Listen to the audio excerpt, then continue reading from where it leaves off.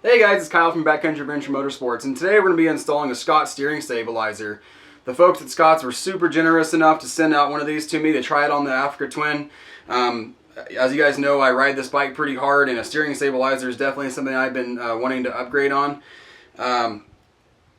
Scotch to me makes the best one that's out there. The dampening is phenomenal, and it's got multiple adjustment points on it, and we'll go over that here in a little bit.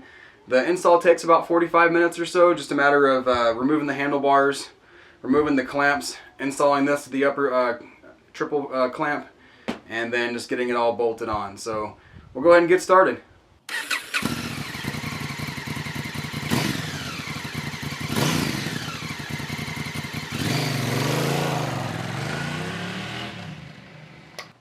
Okay, so the first thing I've done is I removed the handlebars. I didn't show this being done because everybody has different applications with your bar risers and all that jazz. So we've basically removed the handlebars here, and now you have your risers, your stock risers, and your triple clamp. Next thing we're going to do is we're going to move or loosen these 12mm fork clamp bolts, and then we're also going to remove this bolt and pull the upper clamp off. Alright, so I got the triple clamp removed. I went ahead and put a towel down on top of my fork caps just to keep this metal on metal and keep them from getting scratched. You can remove this all the way if you want, if you disconnect the cables and wiring and all that for your ignition. You don't have to though. You can get to your bolts here and your nuts to remove your risers just that way. So I'm gonna go ahead and just do it that way. It's a little bit easier instead of having to undo everything, and then we'll get the new riser and clamp bolted up. Alright, so this next part of the process, we're going to remove this forward tank bolt, and then we are going to bolt on our subframe mount. Alright, so we got our provided bolt that's going to go in that forward tank mount with a washer. I'm going to put a little bit of Loctite on there just for good measure. Again, these bikes get beat through hell all over the place when you're going on the trail, so Loctite never hurts to put it on there. I pretty much recommend Loctiting everything that you do on this bike. So we'll get that tightened down, and then we'll get these two clamps, these clamp bolts. They're 5mm Allen heads, and we're going to get them tightened down just to where the gaps are even and get them nice and snug. Alright, so we got our risers off, and now you're going to retain these rubber grommets or washers. That's going to do a little bit of vibration dampening to retain that vibration dampening that's offered for stock. And now all we're going to do is take our provided upper clamp and slide it down in there and get her bolted up. It comes with new washers and nuts, and we'll get those all fastened up. Alright, so we got our upper clamp back on. We have our 30mm nut on. What I'm going to do now is torque this down to 74 foot-pounds, and then we'll put our 12mm pinch bolts back in and get those torqued down, and then we'll put our upper clamp on for the handlebars. I know you're probably thinking, well, why didn't you put this on before you put this on? And this is exactly why we do these videos. I get the hard part out of the way for you. I had the upper part mounted on first, so I had it down, and then the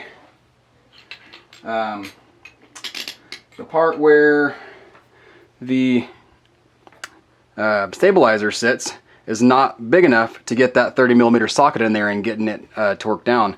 And it's even a pretty thin walled socket, so it just wasn't quite enough to, here, I can get a better shot at you. Just wasn't quite enough to be able to get in there and get that on. So trying to make things easier on you guys,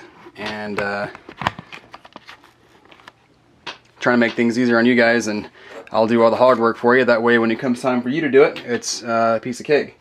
So as I said, we will retain these rubber grommets for the stock vibration dampening and get those on. Again, tighten this down to 74 foot-pounds.